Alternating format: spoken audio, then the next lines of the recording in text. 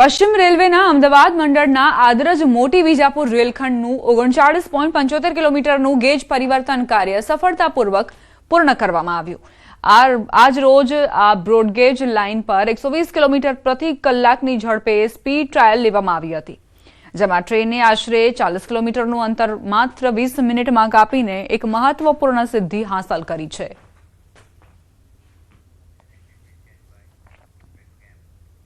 મહેસાણા શહેરના બિલાડીબાગથી માનવ આશ્રમ સુધીના વિસ્તારમાં આઇકોનિક રોડ બનાવવાની કામગીરી ચાલુ છે, જેને લઈને આ વિસ્તારના વેપારીઓમાં ભારે રોષ વ્યાપ્યો છે। વેપારીઓનો આક્ષેપ છે કે વિકાસના નામે રોડ સાંકડો કરી દેવાયો છે અને દુકાનોની આગળ દિવાલો ચણી દેવાઈ છે। આ અંગે વેપારીઓએ સ્વયંભૂ બંધ પાડી વિરોધ દર્શાવ્યો હતો અને મ્યુનિસિપલ કમિશનરને આ મામલે રજૂઆત કરી હતી અને આ દિવાલો તોડવામાં નહીં આવે અને કટ મૂકવામાં નહીં આવે તો ઉગ્ર આંદોલનની પણ ચીમકી ઉચ્ચારી હતી। મનપા કમિશનરે વેપારીઓની રજૂઆત સાંભળી યોગ્ય નિરાકરણની ખાતરી આપી છે।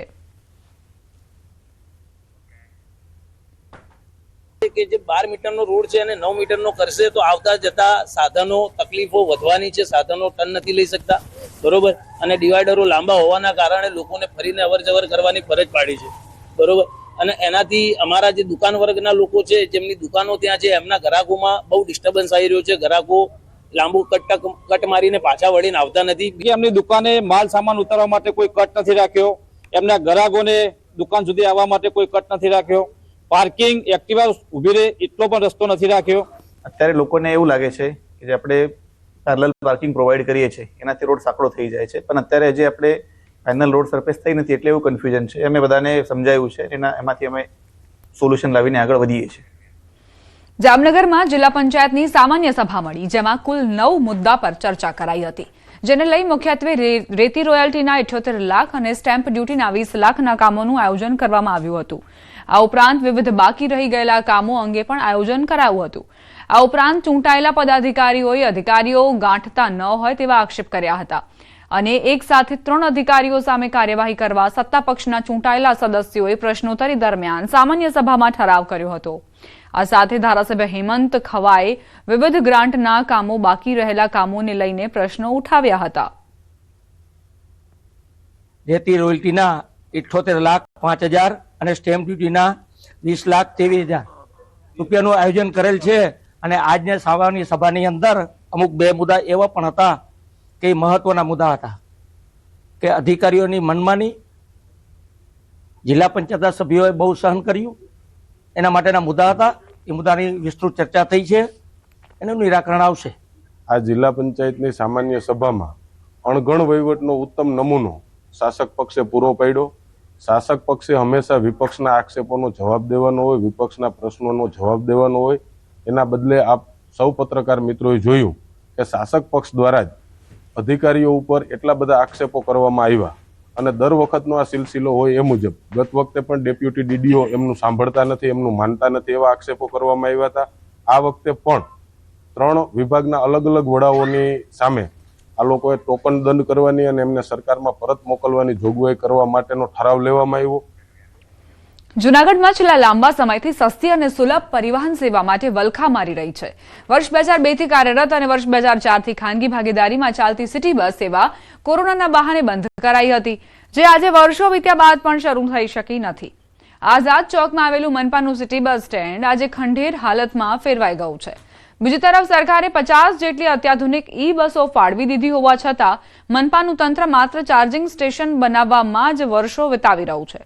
અગાઉ સિટી બસોમાં માત્ર 5 થી 15 રૂપિયામાં મુસાફરી કરતા લોકો આજે ખાનગી રિક્ષાઓમાં મોંઘા ભાડા ચૂકવી રહ્યા છે, તો બીજી તરફ સત્તાધીશો વર્ષ 2026 સુધીમાં સેવા શરૂ કરવાનું આશ્વાસન આપી રહ્યા છે, જેને લઈ સ્થાનિકોમાં ભારે રોષ જોવા મળી રહ્યો છે અને વહેલી તકે આ સેવા પુનઃ શરૂ કરવાની ઉગ્ર માંગ ઉઠી છે। આજ લગન આ સિટી બસ ચાલુ નથી કરી અને ફક્ત જનતાને મૂર્ખ બનાવવા લોલીપોપ સત્તાધારી પક્ષના લોકો આપે છે। અને બીજી વાત કે હમણાં એવી હવા ઊભી થઈ કે સિટી બસ તો છે જાંજરડા રોડ માટે અમે કરશું, તો ત્યાં રાખવાનો કોઈ ફાયદો નથી, કારણ કે સિટી બસ એ આઝાદ ચોકમાં જોવી જોઈએ, તમામ જનતાને લાગુ પડે અને આ લોલીપોપ દેવાનું બંધ કરે સત્તાધારી પક્ષ અને તાત્કાલિક સિટી બસ ચાલુ કરે। જે સરકાર દ્વારા નવી બસો આપવામાં આવેલી છે, જે 50 બસો આપવામાં આવેલી છે, એ પણ ચાલુ નથી કરી શકી। જ્યારે અમારા દ્વારા માહિતી માંગવામાં આવી ત્યારે હજી કોઈ ઠેકાણું નથી ક્યારે ચાલુ થશે અને એનું ચાર્જિંગ સ્ટેશન, એના પિકઅપ પોઈન્ટ તથા જે આખું બસ સ્ટેન્ડ ઊભું કરવાનું છે એની પણ હજી કોઈ કામગીરી ચાલુ નથી થઈ. હજી જુનાગઢના જે સિનિયર સિટીઝનો છે, મહિલાઓ છે, જેને સારામાં સસ્તું ટ્રાન્સપોર્ટ મળે એ પણ હજી ક્યારે મળશે એ કઈ નક્કી નથી. આ જે બોડી છે એના અણધણ વહીવટ અને અણધણ નિર્ણયોને લીધે આખી જનતાને બાંધમાં લીધી છે. કરોડો રૂપિયા સરકાર ગ્રાન્ટ આપે છે, લોકો વેરો ભરે છે, પરંતુ લોકોને કોઈ સુવિધાઓ મળતી નથી. ત્યાં આગળ એનું ચાર્જિંગ સ્ટેશનનું કામકાજ પૂરું થવામાં છે અને આગળ ઉપર બસ ડેપો અને એ વગેરેની કાર્યવાહી છે એ અમે કરી રહ્યા છીએ. એટલે લગભગ આગામી 6 મહિનાની અંદર રોડ અને રસ્તા પણ આપણે કરવાના છે. તો સારામાં સારા રોડ રસ્તા થાય અને એ રોડ ઉપર આપણી ઈ બસ છે, ઇલેક્ટ્રિક બસ કે જે કેન્દ્ર સરકાર દ્વારા આપણને ફાળવવામાં આવી છે, તો એ 6-1 મહિનાની અંદર આ સિટી બસ છે એ આપણા રસ્તા ઉપર દોડતી થશે. 31 ડિસેમ્બરમાં દારૂની હેરા